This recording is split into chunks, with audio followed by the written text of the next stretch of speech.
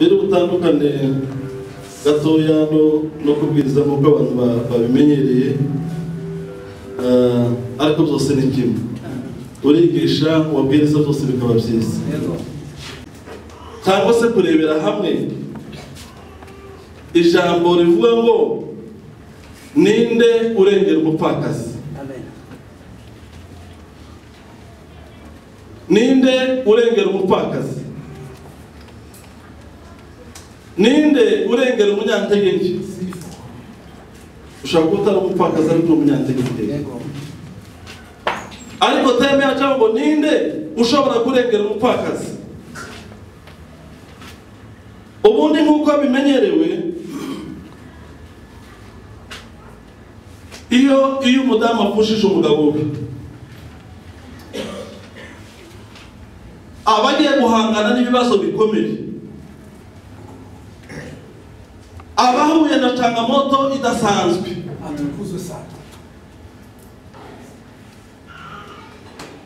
Aba agiye gukomeza inshingano umugabo yari afite, agatangira kuzishyira mu bikorwa. Aba agiye kuba umugore w'urugo, aba agiye gusimbura nyir'urugo. Mu yandi magambo, aba abaye umutware w'urugo. Amen.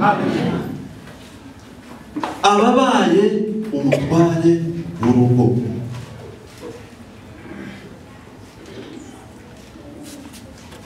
Aba agiye gufata bya bibazo byose byabwirwaga umugabo we.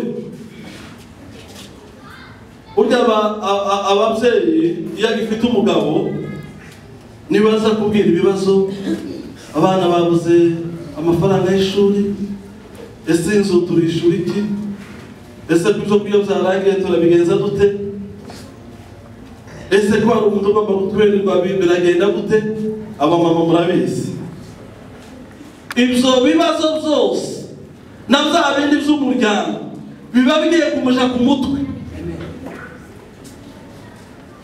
Murumva ko bitoroshe. Ibyo bibazo byose biba bigiye ku mutwe we.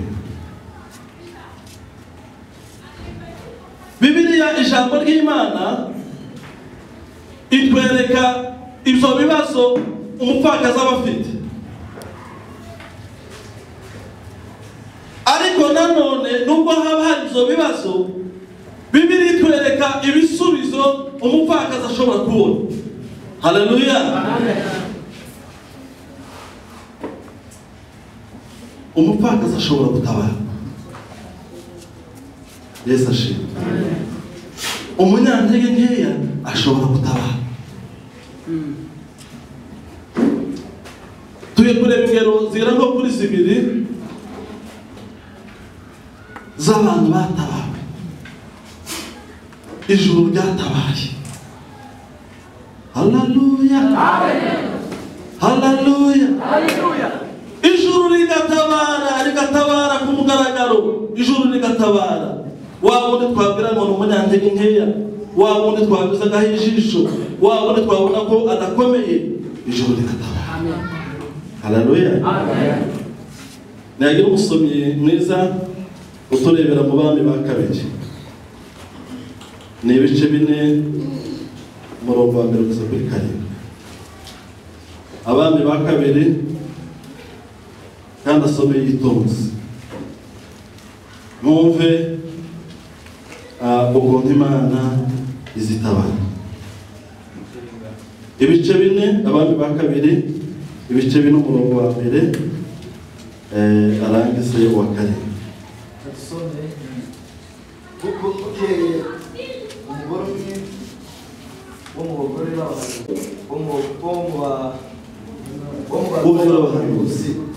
Asanga Yesu aramutakambira ati, yego, umugaragu wawe ari we mugabo wawe ari we mugabo wanjye yarapfuye. Yego. Kandi uzi ko uwo mugaragu wawe yubahaga Uwiteka. None umwishuza araje, arashaka kujyana abana banje bombi abagire imbaraga ze. Elisa aramubaza none se kugira ati bwira niba hari icyo ufite kugira. Nawe ati umuja wawe ntabwo afite imirimo keretse agaherezo kutuba. Gatatu aramubwira ati genda utire ibintu biri mu busa mu baturanyi bawe bose ariko tutire. Kane maze winjirane mu nzu n'abana bawe ukinge utwo tubuta udusuke muri izo bintu zose, ikintu cyose uko cyuzuye ukibike. Gatanu nuko amusigaho yinjirana n'abana be mu nzu arakinga, baramuzanira ibyo bintu asukamo. Gatandatu nuko ibyo bintu bimaze kuzura abwira umuhungu we ati ongera uzanire ikindi kintu. Nawe aramusubiza ati nta kindi gisigaye. Uwo mwanya amavuta arorera kuza, hanyuma asanga uwo muntu w'Imana arabimubwira. Haleluya.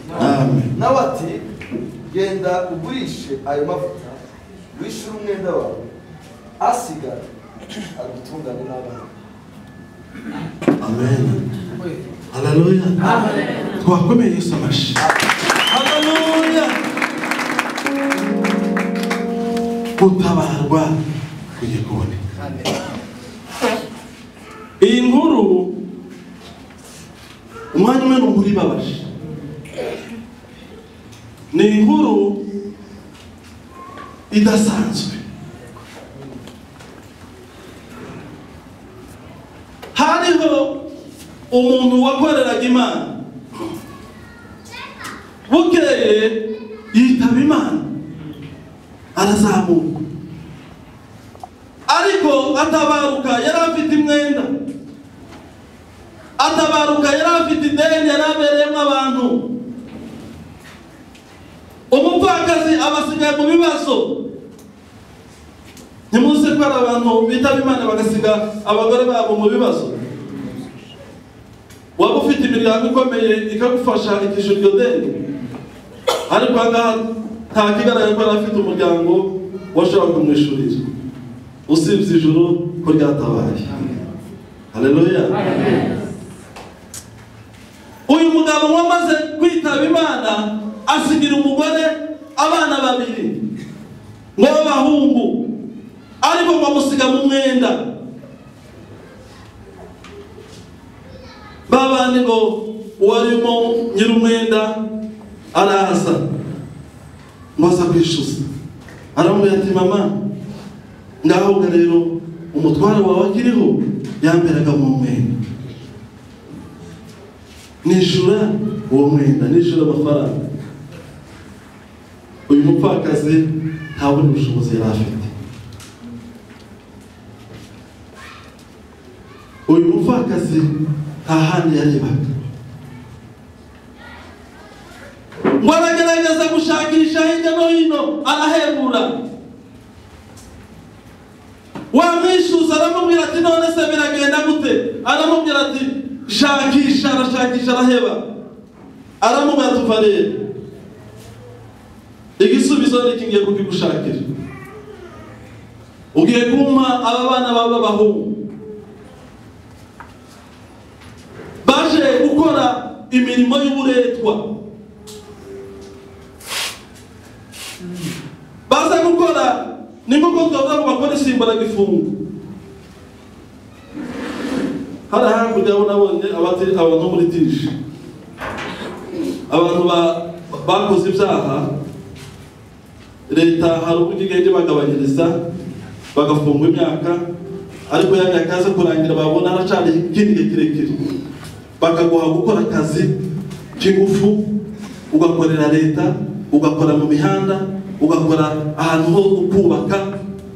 Abenshi bazaba barashaje ntacyo bakijimariye. Uyu nawe aramubwira ngo urama abo bana bawe ngende bakoreshe imirimo y'uburetwa, igihe iryo deni rizarangirira nibwo zakugarura abana bawe. Aha rero bari kuzagaruka barashaje, ntacyo bakishoboreye, ariko data utabuka bigenza. Haleluya, amen. Data utabuka uko bigenza.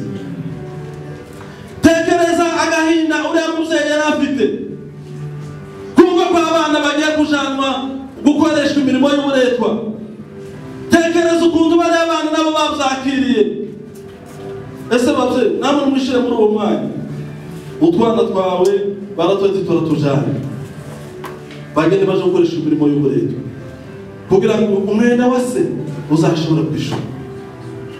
Reba agahinda babana bajanye, reba intimba babana bagiye kujana kuza gukora iyo mirimo. Abana barababara, abana bacika intege mama wabo n'ubu, ariko ndashima Imana yo kabyaye. Imana yacu nziza. Umuririmbyi aravuga ngo Yesu ngo ni se w'imfubyi bakamumva bapfakazi. Yesu ni zose, Yesu ni se w'imfubyi zose, n'umugabo w'abapfakazi, n'umugabo w'abapfakazi. Yesu ni se w'imfubyi zose, Yesu ni se w'imfubyi zose, n'umugabo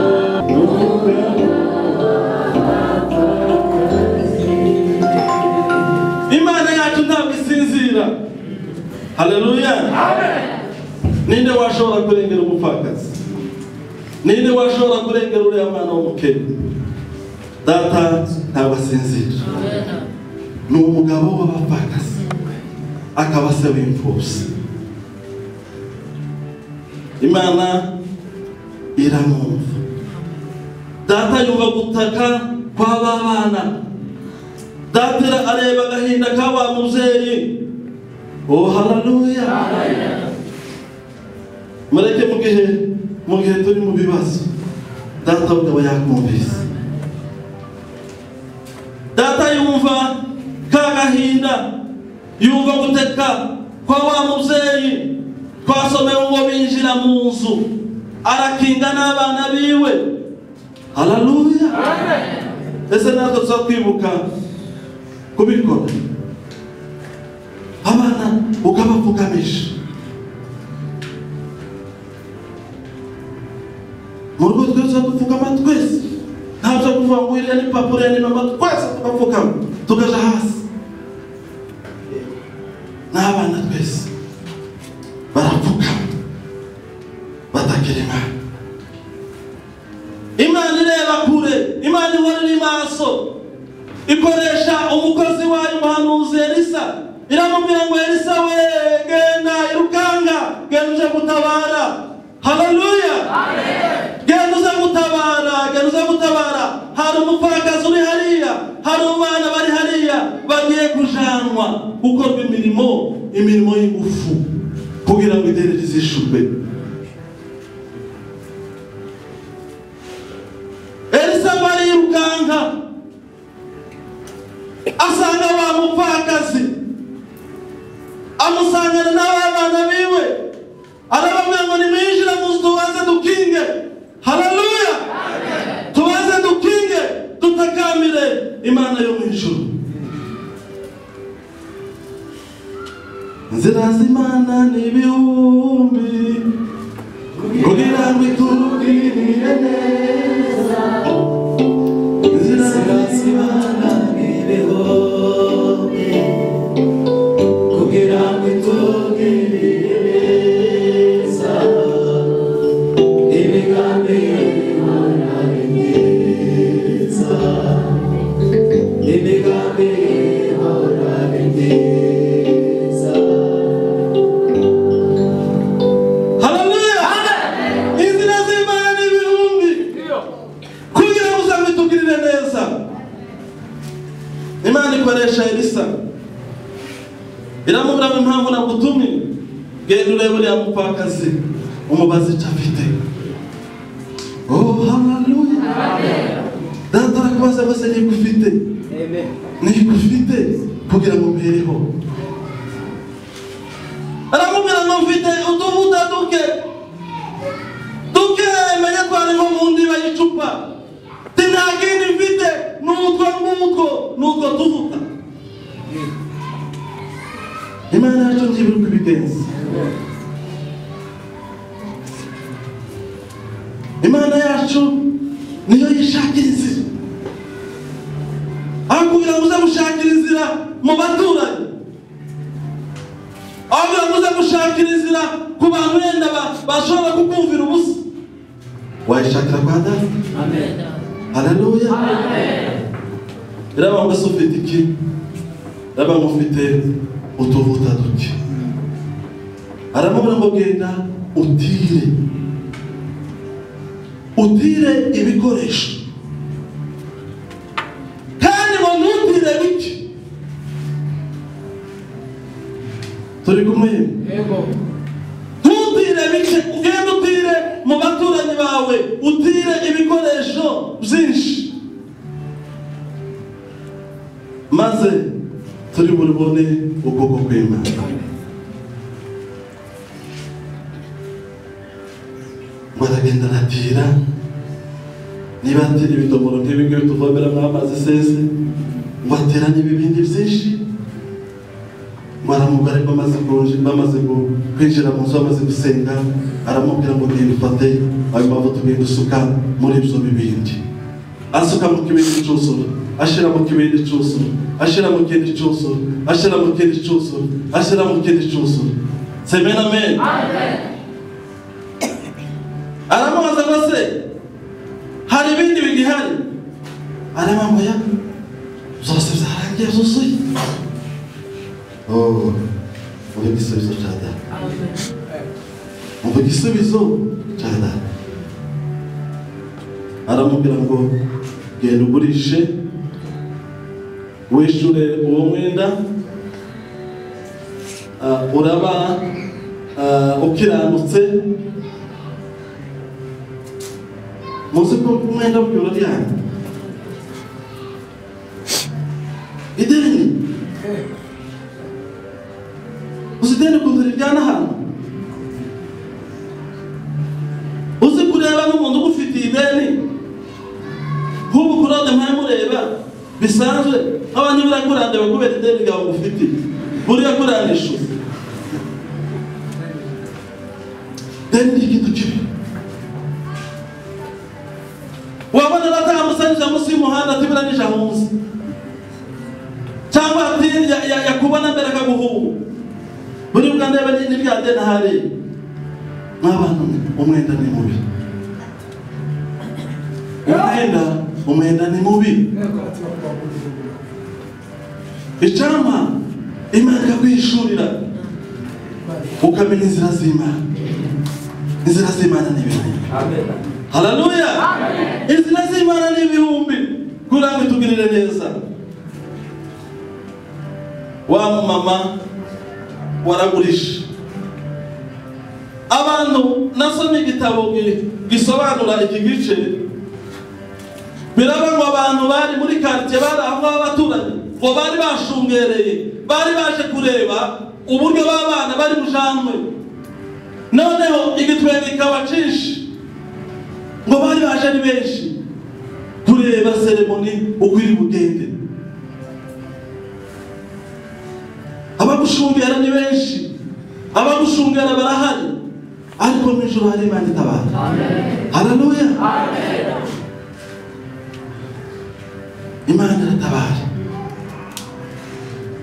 Ayo mavuta aho nasomye ngo yari n'amavuta ahenze cyane. Abantu babandi bahurujwe no kuza kureba ukuntu abana bari bujanwe, nibo babaye ba mbere kuza kugura. Muri ubu kuntu Data akora surprise, akagukoresha ikintu utashaka. Amavuta y'agaciro y'abari kubarizwa kuri uwo mupfakazi, amavuta y'agaciro. Batangira kumenya ko nyira runaka ni hari iwe, niho hari depo y'amavuta, amavuta meza kandi amavuta asobanutse. Amen. Ngo aragurisha arishura, aragurisha niba arasizana muri za kofi nawe ahinduka umuntu ukomeye muri ako gace kubera hari icyo Imana yari yakoze. Ijuru ryari ryatabaye, aragurisha ngo agera nayo asigara. Bakristo bene data, mureke twumvire ijambo. Hari ibintu bigera kuri bine byagaragaje uyu mubyeyi. Uyu wari umukene, uyu wari umupfakazi, uyu sosiyete itahaga agaciro. Hari ibintu bine nasanze byamuranze biri muri iki gice cy'abami twasomye. Ikintu cya mbere cyamuranze, yagize kwizera. Umuhanuzi akimara kumugeraho yaranzwe no kwizera.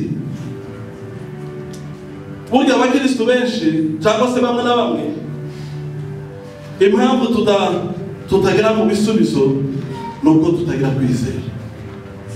Ijambo Imana ikarema kwizera muri wewe uyu munsi. Agira kwizera, atira araba mugenda utira ibibindi. Iyo ni etape ya mbere. Yarizeye. Buga nugera imbere y'ikibazo zubanza ugire kwizera.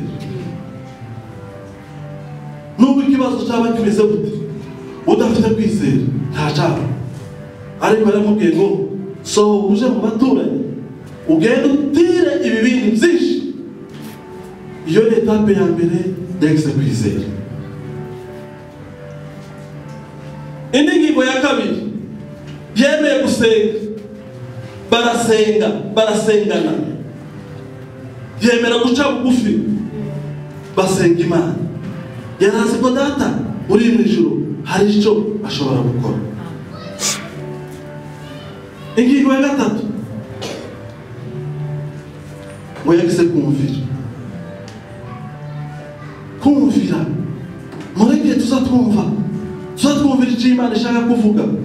Tuzatwumvira icyo abahanuzi batubwiye. Tuzatwumvira umuhanuzi wa mbere ni biri ijambo ry'Imana. Njyewe abahanuzi ndakuye muri iki gitabo nta gaciro nzamuha. Ariko niba ubuhanuzi buri muri iki gitabo, umuntu akubwiye ijambo riri muri iki gitabo, uzaryemera. Kuko muri iki gihe hariho abahanuzi b'ibinyoma, yenda hari abaza bagahanura ibijyanye n'irari ryabo, akaguhanura kureba akurikije ukomeza, akagereranya agakadiriya, niko bose bagakadiriye. Ariko umuhanuzi naza yitwaje Bibiliya ijambo ry'Imana, uzava mu turi kumwe. Amen, amen. Ingingo ya kane, kwarushi ashima Imana kuzi Imana rimaze kumukorera. Imana yacu ni nyamaboko. Urugero rwa kabiri, ukuntu Imana itabara abapfakazi, ukuntu Imana itabara abanyantegenkeya.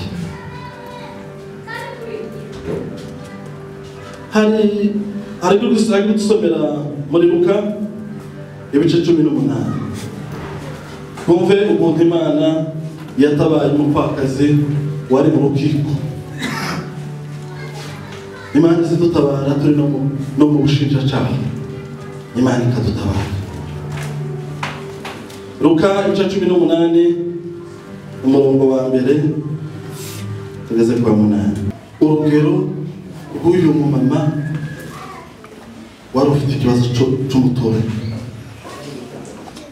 Yari afite ikibazo cy'umwanzi we wari umuzengereje, akazinduka mu bucamanza.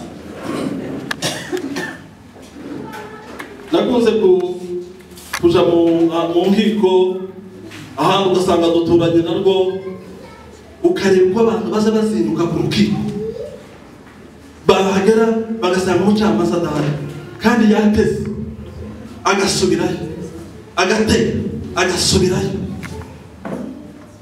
waruha ukanoga.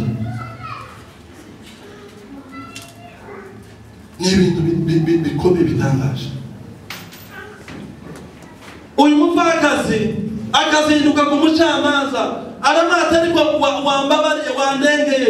Umucamanza akamubwira ngo nta mwana mfite, cyangwa se ndi busy. Muri iki gihe rero ngo ndi busy, mfite akandi kazi kenshi, ariko ntacika intege, bwaca agasubirayo. Undi munsi akabikora gutyo. Uyu muyobozi ngo utarakizwaga agera ubwo yumva biramurenze, abajege mu gifaransa amutesha umutwe, arabata rwose uyu muntu ndamukizwa n'iki?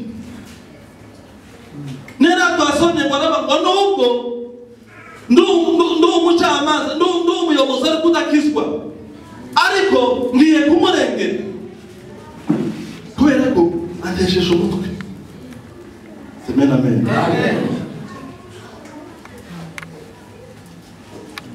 Gutitiriza bigira agaciro gakomeye. Kuje imbere y'Imana ubudasiba. Haleluya.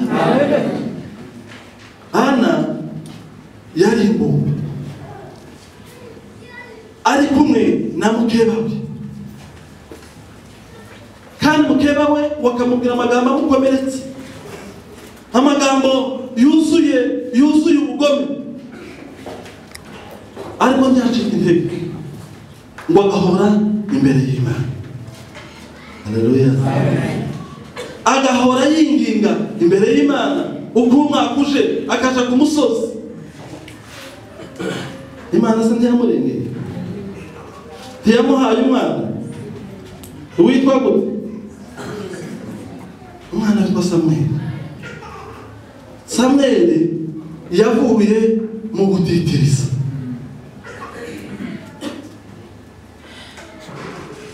Uyu mubyeyi umwami aravuga ngo kubera gutitiriza kwawe ngiye kumurengera, nubwo ndakizwa ariko ngiye kumurengera.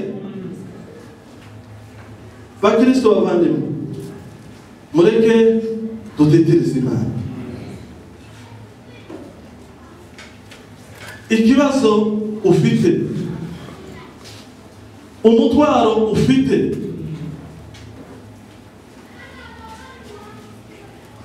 ugomba kuza imbere y'Imana, ugomba gusenga ubudasiba, ugomba gutitiriza Imana. Gusenga ni uguhoza. Haleluya. Amen. Ahantu nakoreraga i Karongi, hari abantu, twabaga mu nzu turi batatu. Noneho tukaba mu byumba bitandukanye. Ubusanzwe ngira amasaha ntagira aho gusenga. Byagira nka saa 9 nazuka ndasenga, kageza saa 11 n'igice kaja muri dushe. Gutyo ukwezi kurashira, ukundi kuraza, kurashira, ukundi kuraza. Noneho aza kumbaza, arambwira ngo se mu masengesho uriko muzayarangiza ryari? Kandi mu buryo busenge arambaza ngo se hari icyifuzo waba ufite, base ntiwatubwira natwe tukagufasha? Ntabandi nta cyifuzo kindi mfite, nabo gusenga ni ubuzima bwacu. Haleluya. Amen. Gusenga ni ubuzima, guhora imbere y'Imana ni uguhora dutitiriza. Uyu mupfakazi ntabwo yavuye imbere y'Imana. Ana asubizwe ntabwo yavuye imbere y'Imana. Ntabwo wazubiriye kimwe gufate konje. Ese byo byazagenda gute? Umukristo ugiye agafata konje mu nzu y'Imana. Konje yazarangira kugira agasubukuru. Ese kuzasanga abandi bageze he? Abandi bazabara gusiza. Mureke dusenga Imana, dushake mu maso y'Imana. Nidushake mu maso y'Imana, Imana izatwiyereka. Amen. Amen. Numvaga mu mugani bavuga ngo ushaka inka aryama nkayo. Ushaka inka aryama nkayo. Nubona hari umuntu mubana na muri business ukabivuze uko biragenda no kutazi yarara. Haleluya. Amen. No kutazi amasaha aganira.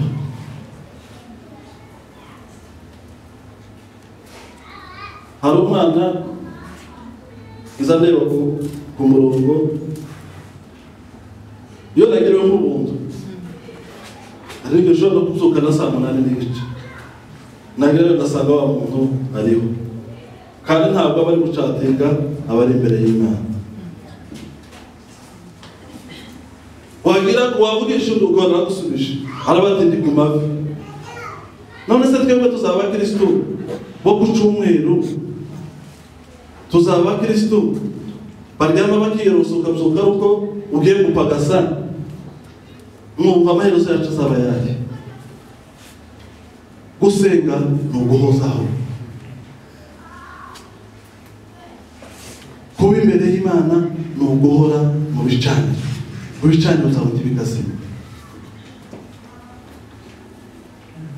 Dusenge ubudasiba, twizere Imana kandi tugire Imana icyizere. Haleluya. Amen. Tugire Imana icyizere. Uko Imana yabanye n'ure mupfakazi turashoje ikamubera igisubizo. Murumva ko yari afite ibyo bibazo byiwe bitandukanye. Nawe uyu munsi ushobora kuba ufite ibibazo bimeze nk'ibyo ngibyo. Umuryango wawe waba ufite ibibazo bimeze nk'ibyo mupfakazi. Urubyiruko waba ufite intimba ugendana. Ariko mureke twegera Imana. Niwinginga Imana ukayigirira icyizere, Imana izagutetura. Haleluya. Nabonye mu bushinjacyaha buri ibintu abantu baje mu manza n'ibintu bikomeye. Umushinjacyaha araza akakurega